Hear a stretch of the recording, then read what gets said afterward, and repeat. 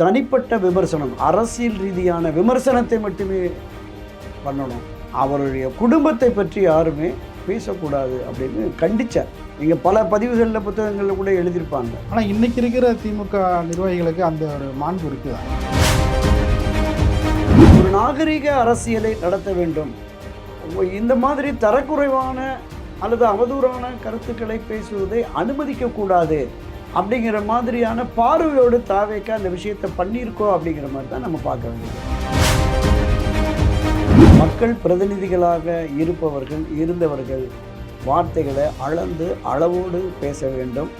உணர்ச்சி வயப்பட்டு தெரிவிக்கிற கருத்துக்கள் என்பது பொதுவெளிகளில் அவர்கள் மீதான மரியாதை போயிடும். அவர்கள் சார்ந்திருக்கிற கட்சியின் மீது உள்ள மரியாதை போயிடும். திமுக காரனே இப்படி தாண்டா அப்படிங்கிற மாதிரி பேசுவாங்க.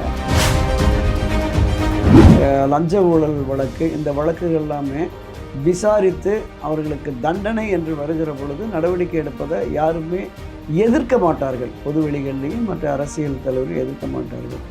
ஆனால் சின்ன சின்ன காரணங்களை வைத்து ஒரு பழிவாங்கும் நடவடிக்கையோ என்கிற பார்வை மக்கள் மத்தியிலையும் அரசியல்வாதிகள் மத்தியிலும் தாவேக்காவுக்கு அது ஒரு பெரிய பாதிப்பை கொடுக்கும். இரண்டு பெரும் திராவிட கட்சிகள் வீழ்ந்தது போன்று தோன்றினாலும் மீண்டும் எழும். அவர்களுக்கு ஆட்சி அதிகாரத்தை பெறுவதற்கு இப்போ இதுவரைக்கும் திமுக வெர்சஸ் அண்ணா திமுகன்னு இருக்குது. இப்போ ஒரு மூன்றாவது சக்தியாக தாவேக்கா வந்திருக்கிறது. கட்சியில் இணைகிறாங்க. இவர்கள் மீது ஒரு வழக்கு, அந்த விசாரணை தொடர்ந்து நடைபெற்று இந்த குற்றச்சாட்டு நிரூபமாக்கி தண்டனை வருகிற பொழுது அவர்களை கட்சியிலிருந்து வெளியேற்றிடுவாங்க. அப்போ விஜய் தப்பிச்சுக்குவார். அவங்க தான் சேர்த்தாங்க.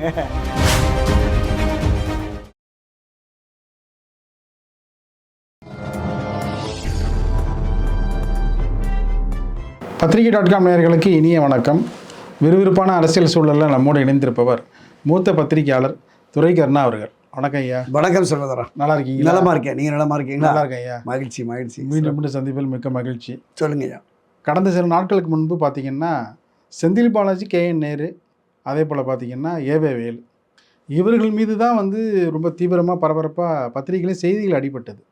ஆனால் பார்த்தீங்கன்னா இப்போ அனிதா ராதாகிருஷ்ணன் அதில் இவர்களுக்கு முந்தி கொண்டு இப்போ பார்த்திங்கன்னா போலீஸோடைய வலையில் சிக்கியிருக்கிறார்.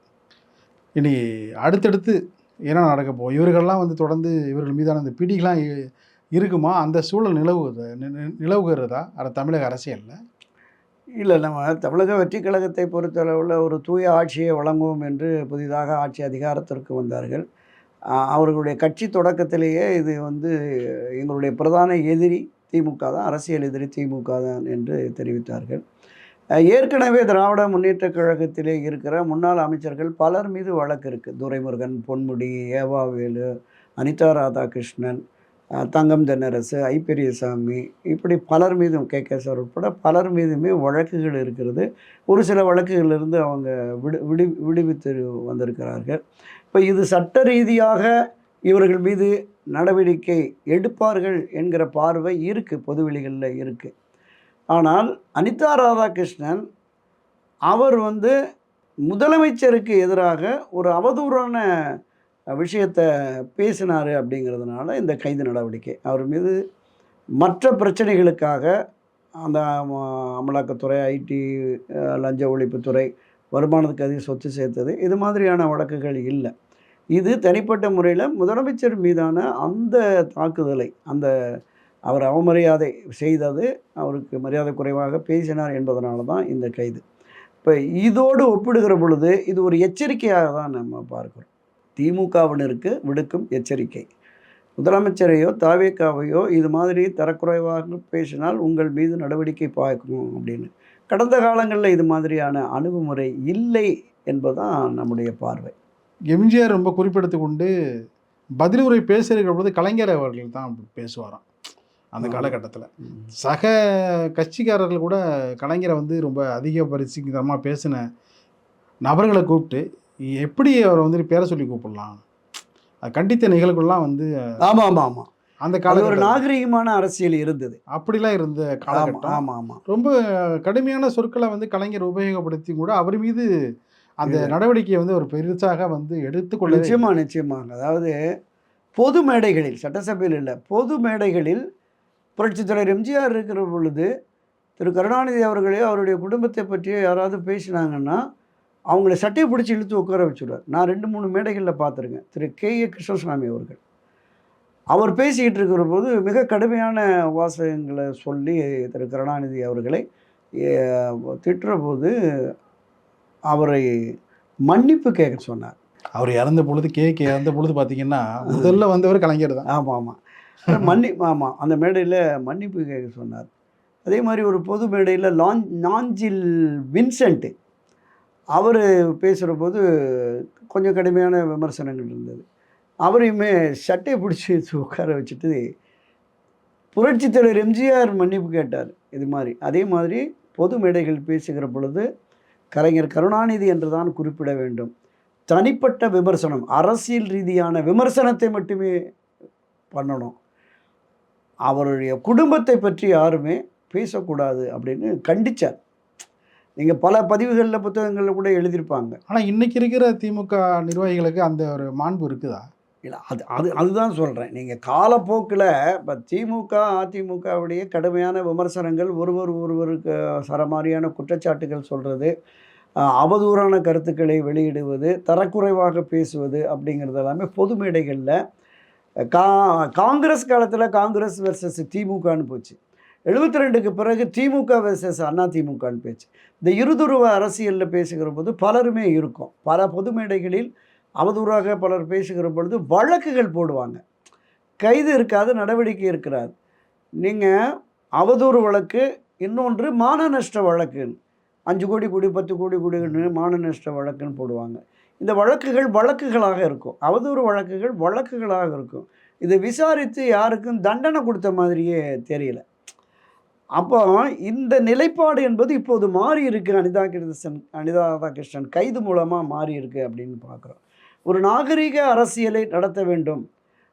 இந்த மாதிரி தரக்குறைவான அல்லது அவதூறான கருத்துக்களை பேசுவதை அனுமதிக்கக்கூடாது அப்படிங்கிற மாதிரியான பார்வையோடு தாவேக்க அந்த விஷயத்தை பண்ணியிருக்கோ அப்படிங்கிற மாதிரி தான் நம்ம பார்க்க வேண்டியது இருக்குது. இப்போ சேகர் பாபு, அதே போல் பார்த்தீங்கன்னா ஏவே வேலு, கே.என். நேரு இவர்கள் வந்து தேர்தலுக்கு முன்பு ஒரு லாபி பண்ணாங்க. அது நிச்சயமாக கைகூடும் அப்படின்னு எதிர்பார்த்தாங்க. அது கைகூடவில்லை. தேர்தல் ரிசல்ட்டுக்கு பிறகு பார்த்தீங்கன்னா அமைதியாக இருப்பார்கள் என்று எதிர்பார்க்கப்பட்டார்கள். ஆனால் அதற்கான அந்த சூழல் அறிகுறிகள்லாம் தெரியவே இல்லை. இவர்கள் கூட பார்த்தீங்கன்னா ஒரு காலகட்டத்துக்கு பிறகு ரொம்ப அமைதியாக ஆகிட்டாங்க. மிக மிக அமைதியாக இருந்த அனிதா ராதாகிருஷ்ணன் ஏன் இந்த அளவுக்கு ஆக்ரோஷமாக ஆனார்? எதனால் அது பேசினார்? கடந்த 7 முறை அவர் தொடர்ச்சி எம்எல்ஏ இருந்தாலும் கூட ரொம்ப ஒரு ஆக்டிவாக இருக்க மாட்டார். அவர் வேலை உண்டு வித்து உண்டு தொகுதி சார்ந்த விஷயங்கள் அதோட முடிச்சுப்பார். தவிர ரொம்ப கடுமையான சொற்களை உபயோகப்படுத்த மாட்டார். இந்த முறை ஏன் இப்படி அவர் பேசினார், எதனால் இந்த வழக்கில் போய் சிக்கி கொண்டார் என்று எல்லோருமே பேச தொடங்கி விட்டார்கள். இது ஒரு நெரட்டிவ் செட் பண்ணுறாங்களா அப்படின்ட்டு ஒரு ஒரு ஒரு பேச்சும் பேசப்படுகிறது. இப்போ ஆளுங்கட்சிக்கு எதிர்ப்பாக நெரட்டிவ் செட் பண்ணுற வேலைகள் இதன் மூலயமா தொடங்கி இது தொடருமா இல்லை இதோடு நின்றுடுமா? இல்லை, நீங்கள் குறிப்பிட்ட மாதிரி அனிதா ராதாகிருஷ்ணன் தடாலடி பேச்சாளர் இல்லை. காங்கிரஸுக்கு எதிராக ஒரு கடுமையான வாசகங்கள்லாம் பேசி ஒரு கடுமையாக எதிர்ப்பு இருந்தது. தேர்தலுக்கு முன்பும் சரி, தேர்தலுக்கு பிறகும் சரி, காங்கிரஸ் தொடர்பாக ஒரு கடுமையான விமர்சன கருத்தை முன்வைத்தார்.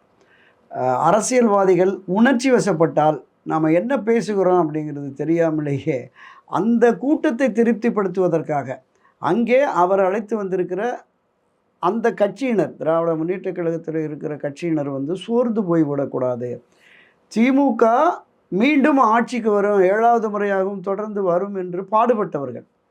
அப்படி பாடுபட்டு அது நிறைவேறாமல் போன அதிருப்தியில் இருக்கிற தொண்டர்களை திருப்திப்படுத்துவதற்காக எதிராளிகளை சாடுவது, அந்த அடிப்படையில் அனிதா ராதாகிருஷ்ணன் உணர்ச்சி வயப்பட்டு தான் அந்த வார்த்தை அதுதான் பேசியிருக்காரு. ஆமாம் ஆமாம், நான் 7வது முறையாக வெற்றி பெற்றிருக்கிறேன், ஆமாம், மகிழ்ச்சி தான். ஆனால் நான் அந்த மகிழ்ச்சி கொண்டாடப்போனால் எனக்கு ஒரு ஆதங்கம் இருக்குது. ஆமாம், ஏன்னா திமுக ஆட்சி அமைக்கல, அதுக்கு பிறகு தான் ரொம்ப கடுமையாக பேச ஆரம்பிக்கிறேன். அதுதான் அந்த அந்த இவருடைய ஆதங்கம் என்பதும் அந்த கூடியிருக்கிற கூட்டத்தினருடைய அந்த வருத்தம், கவலை ஆட்சிக்கு வரலைங்கிறது அவர்களை திருப்திப்படுத்த வேண்டும் என்கிற அந்த அடிப்படையில் தான் வெற்றி பெற்ற தாவேகா மீது அந்த ஆத்திரத்தை, அந்த ஆவேச கணைகளை வீசத் தொடங்கியிருக்கிறாரு. அதனுடைய வெளிப்பாடு தான். உணர்ச்சி வேகத்தில பேசினது தான். மக்கள் பிரதிநிதிகளாக இருந்தவர்கள் வார்த்தைகள அளந்து, அளவோடு பேச வேண்டும். உணர்ச்சி வயப்பட்டு தெரிவிக்கிற கருத்துக்கள் என்பது பொதுவெளிகள்ல அவர்கள் மீதான மரியாதை போயிடும். அவர்கள் சார்ந்திருக்கிற கட்சியின் மீதும் உள்ள மரியாதை போயிடும். திமுக காரனே இப்படிதான்டா அப்படிங்கிற மாரி பேசுவாங்க. எனவே இது போன்ற செயல்களில் பொது வாழ்வில் இருக்கிற அரசியல் தலைவர்கள் தவிர்க்க வேண்டும். இது போன்ற நிலைகளை எதிர்கொள்ளக்கூடாது என்பதுதான் நம்முடைய கருத்தாக்கு. இது தொடர்ந்து பல அமைச்சர்கள் பல்வேறு இடங்களுக்கு தங்களை பாதுகாத்துக் கொள்வதற்காக சென்றுள்ளார்கள் என்ற பேச்சும் பேசப்பட்டு வருகிறது. இல்ல. இப்போ நாம தொடக்கத்தில சொன்ன மாதிரி சட்ட ரீதியாக அவர்கள் மீது வழக்குகள் தொடுத்து விசாரித்து, அதன் மீது கைது நடவடிக்கை இருப்பது என்பது தவிர்க்க முடியாது. அது காலங்கள் எவ்வளவு நாட்கள் ஆனாலும் கூட இந்த சொத்து குவிப்பு வழக்கு, வருமானத்துக்கு அதிகமாக சொத்து குவிப்பு வழக்கு, லஞ்ச ஊழல் வழக்கு, இந்த வழக்குகள் எல்லாமே விசாரித்து அவர்களுக்கு தண்டனை என்று வருகிற பொழுது நடவடிக்கை எடுப்பதை யாருமே எதிர்க்க மாட்டார்கள். பொது வெளிகள்லேயும் மற்ற அரசியல் தலைவர்கள் எதிர்க்க மாட்டார்கள். ஆனால் சின்ன சின்ன காரணங்களை வைத்து ஒரு பழிவாங்கும் நடவடிக்கையோ என்கிற பார்வை மக்கள் மத்தியிலையும் அரசியல்வாதிகள் மத்தியில் தாவேகாவுக்கு அது ஒரு பெரிய பாதிப்பை உருவாக்கும். இப்படி எந்த விதமான அணுகுமுறைகளை அவர்கள் கடைப்பிடிக்க போகிறார்கள்? ஏன்னா இப்போ தாவேகா ஆதவ அர்ஜுனா பேசுகிற போது மிக ஆவேசமாக கடுமையாக திராவிட முன்னேற்ற கழகத்தினுடைய கடைசி முதலமைச்சர் திரு ஸ்டாலின் தான். இன்னைக்கு அடுத்து உதயநிதி என்பது யாருக்குமே வாய்ப்பில்லை, திமுக முடிஞ்சிருச்சுன்னு. ஒரு அமைச்சர் என்ன சொல்கிறாருன்னா, திமுக அரசியலுடைய பயணம் என்பது ஸ்டாலின் அவர் குடும்பத்தினர் திமுகவிலிருந்து முற்றும் முழுவதுமாக விலக வேண்டும். இந்த பக்கம் எடப்பாடி பழனிசாமி அவருடைய ஆதரவாளர்களும் முற்றும் முழுவதுமாக விலக வேண்டும். அப்போ தான் திமுக அதிமுக பிழைக்கும் அப்படிங்கிற மாதிரியெல்லாம் பேசுகிறாங்க. ஸோ இந்த மாதிரியான விமர்சனங்களை சொல்லக்கூடிய அளவிற்கு இவர்களுடைய செயல்பாடுகள் இருக்கிறது அப்படிங்கிறதை நம்ம பார்க்கலாம். இப்போ தொடர்ந்து பார்த்தீங்கன்னா இதே போன்ற நிலை நீடிச்சா இப்போ அதிமுக திமுகவுடைய எதிர்காலம் இல்லை. இப்போ திமுக அதிமுகவினுடைய எதிர்காலம் பெரிய அளவில் எல்லாம் பாதிப்பை ஏற்படுத்திடாது. அது பாதிப்பு ஏற்படாது. என்னென்னா, இந்த திராவிட முன்னேற்ற கழகம் 70-75 ஆண்டுகளாக இருக்குது. கட்டமைப்பு வலுவான கட்டமைப்பு. நீங்கள் திமுக மீது எனக்கு பல்வேறு விதமான விமர்சன கருத்துக்கள் இருந்தாலும் கூட பெரிய அளவில் இந்தியாவிலேயே ஒரு மாநில கட்சி கட்டமைப்போடு இருக்கிறது என்பது திமுக தான். அதுக்கடுத்து அண்ணா திராவிட முன்னேற்ற கழகம். அண்ணா திராவிட முன்னேற்ற கழகம் புரட்சித் தலைவர் எம்ஜிஆர் காலத்தில் தொண்டர்களுக்கான கட்சி என்று தொடங்கப்பட்டு கிராம கிளை சிற்றூர்கள் முதல் மிகப்பெரிய அளவில் வலுவான கட்டமைப்போடு இருக்கிறது. இந்த 2 திராவிட கட்சிகளுக்கு மாற்றாக தாவேகா பெரிய கட்டமைப்பே இல்லை. அவங்க ஆதவர்ஜனா சொல்கிறாரு தாவேகா தான் புதிய அதிமுக. இப்போ இங்கே வர்ற நிர்வாகிகளை வச்சு கட்டமைப்பை வலுப்படுத்துவதற்கான வேலைகளை அவங்க பண்ணலாங்கிற ஐடியாவில் தான் இந்த விஷயத்தெல்லாம் சொல்லுவாங்க. எனவே இந்த 2 பெரும் திராவிட கட்சிகள் வீழ்ந்தது போன்று தோன்றினாலும் மீண்டும் எழும். அவர்களுக்கு ஆட்சி அதிகாரத்தை பெறுவதற்கு இப்போ இதுவரைக்கும் திமுக வெர்சஸ் அதிமுகன்னு இருக்குது. இப்போ ஒரு 3வது சக்தியாக தாவேகா வந்திருக்கிறது. இந்த 3வது சக்தியான தாவேகா இந்த ஆட்சியை எப்படி கொண்டு செலுத்துகிறது?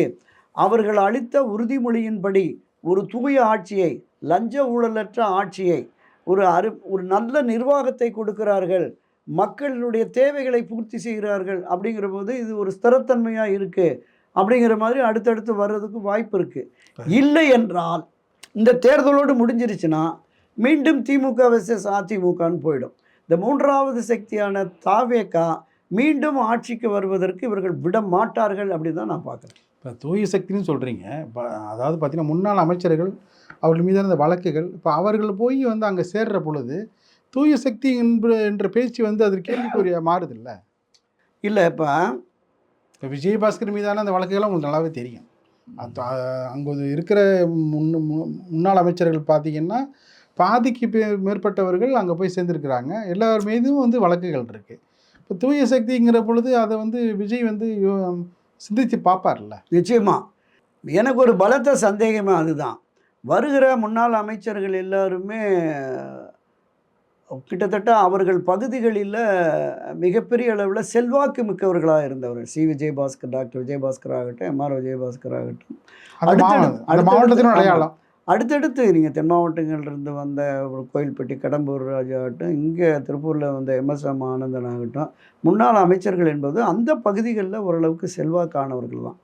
புரட்சித்தலைவர் எம்ஜிஆர் ஆகட்டும், செல்வி ஜெயலலிதாவாகட்டும், அவங்க வந்து பிற கட்சிகளிலிருந்து தலைவர் வந்து திமுகலேருந்து வர்ற பிரமுகர்களை எல்லாமே தன்னுடைய வீட்டுக்கு வரவழைத்து அல்லது தலைமை கழகத்துக்கு வரவழைத்து அந்த இணைப்பு நிகழ்ச்சியை நடத்துவார். அவங்களுக்கு அந்த உறுப்பினர் அட்டையை கொடுப்பார். இன்னும் பெருந்தன்மையோடு ஒரு விஷயத்தை பண்ணினார். என்னென்னா 1977க்கு 76 காலகட்டங்களில் நாவலர் நெடுஞ்செழியன், ப.உ.ச., ராஜாராம், ராமானந்தன், சேமாதவன் இவங்கெல்லாம் வர்ற பொழுது, நீங்கள்லாம் பெரியார்கிட்ட அண்ணாட்ட அரசியல் பயின்றவர்கள், மிக மூத்த தலைவர்கள், நீங்கள் வந்து என் கட்சியில் சேர்றீங்க அப்படிங்கிறது எனக்கு ஒரு மாதிரி நெருடலாக இருக்குது. நீங்கள் புதுசாக ஒரு கட்சியை தொடங்குங்க, அப்புறமா இங்கே வந்து அதை இணைங்க அப்படின்னு சொல்லி நாவலர் நெடுஞ்செழியன் தலைமையில் மக்கள் திமுகன்னு ஒரு கட்சியை தொடங்கி ஒரு சில மாதங்கள் அந்த கட்சியை நடத்தி அப்படியே அதிமுகவில் வந்து இணைச்சாங்க. அப்போ அந்த தலைவர்களுக்கு மரியாதை கொடுக்கணும்ல, அதை செய்தார். அதே மாதிரி உயரிய சிந்தனை, மிகப்பெரிய அவர் அது அரசியலில் இன்னுமே அவருக்கு இணையான அரசியல் தலைவர்களோ முதலமைச்சரோ இல்லைன்னு பலரும் பேசுகிற காரணம் அவர் தான். நீங்கள் மத்தியிலிருந்து வந்திருக்கிற பிரதமர் ஆகட்டும், உள்துறை அமைச்சர் ஆகட்டும், எம்ஜிஆர் ஒரு மகான், யுக புருஷர் அப்படின்லாம் பேசுகிறாங்கன்னா அதுதான் காரணம். நம்ம ஏசி சண்முகம் அவருடைய கல்லூரி திறப்பு விழாவில் சூப்பர் ஸ்டார் ரஜினிகாந்த் சொன்னார்ல, எம்ஜிஆர் ஒரு மகான், அவருக்கு இணையாக தமிழக அரசியலில் யாரையும் வைத்து பார்க்க முடியாது அப்படின்னு. அதுதான் யதார்த்தம். அப்படிப்பட்ட ஒரு தலைவராக, பெருந்தன்மை மிக்க தலைவராக இருந்தவர். செல்வி ஜெயலலிதாவுமே முக்கிய பிரமுகர்கள் வந்தால் போயஸ் கார்டன்லேயோ தலைமை கழகத்திலையோ வரவழைச்சு அவங்களுக்கு கார்டு கொடுத்து இணைப்பு செய்திகள் வரும். ஒரு 200 பேர் 500 பேர் வந்தாங்கன்னா தலைமை கழகத்தில் வந்து நடுநாயகமாக அந்த உட்காந்துக்குவாங்க. இப்படி குரூப்பாக வந்து பின்னாடி நின்னதுமே ஃபோட்டோ எடுத்து 200 பேர் சேர்ந்தாங்க, 500 பேர் சேர்ந்தாங்க அப்படின்னு புகைப்படம் அது பத்திரிகைகளில், ஊடகங்களில் செய்திகளாக வரும். இப்போது சாரையாக போனாலும் கூட அந்த கட்சியை தலைமை வகிக்கிற விஜய் தலைமறைவாயிடுறார். இவங்க தலைமையில் தான் இணைகிறாங்க. அப்போது நீங்கள் குறிப்பிட்டது இங்கே தான் வருது. இந்த லஞ்ச ஊழலில் ஈடுபட்டவர்கள், வழக்குகள் இருப்பவர்கள், இவர்கள் கட்சியில் இணைகிறாங்க. இவர்கள் மீது ஒரு வழக்கு, அந்த விசாரணை தொடர்ந்து நடைபெற்று இந்த குற்றச்சாட்டு நிரூபணமாக்கி தண்டனை வருகிற பொழுது அவர்களை கட்சியிலிருந்து வெளியேற்றிடுவாங்க. அப்போ விஜய் தப்பிச்சுக்குவார். அவங்க தான் சேர்த்தாங்க. எனவே நாம் வந்து தூய்மையான ஆட்சி தருவதனால அந்த தூய்மையானவர்களை மட்டுமே வைத்து கொள்ளணும். இந்த வம்பு வழக்கு இருக்கிறவங்க, குற்றச்சாட்டுக்கு உட்பட்டவர்கள் மீது நீதிமன்ற நடவடிக்கை வருகிற பொழுது அவங்க வெளியில் போயிட்டாங்க அப்படிங்கிற ஒரு தப்பிக்கும் போக்கு திரு விஜய்கிட்ட இருக்கோ, இவர் என் வழி தனி வழின்னு போயிட்டுருக்காரோ அப்படின்னு தான் தெரியுது. தூய ஆட்சி குறித்து மக்கள் மத்தியில் பேசப்பட்ட இந்த கேள்வி தான் அதை நான் கேட்கக்கூடிய சூழல் ஏற்பட்டுச்சு. வேற ஒன்று நிச்சயமாக அது உங்களுடைய விளக்கமும் பதிலும் ரொம்ப சிறப்பாக இருந்தது. மிக்க நன்றி. நன்றி சகோதரா, நன்றி.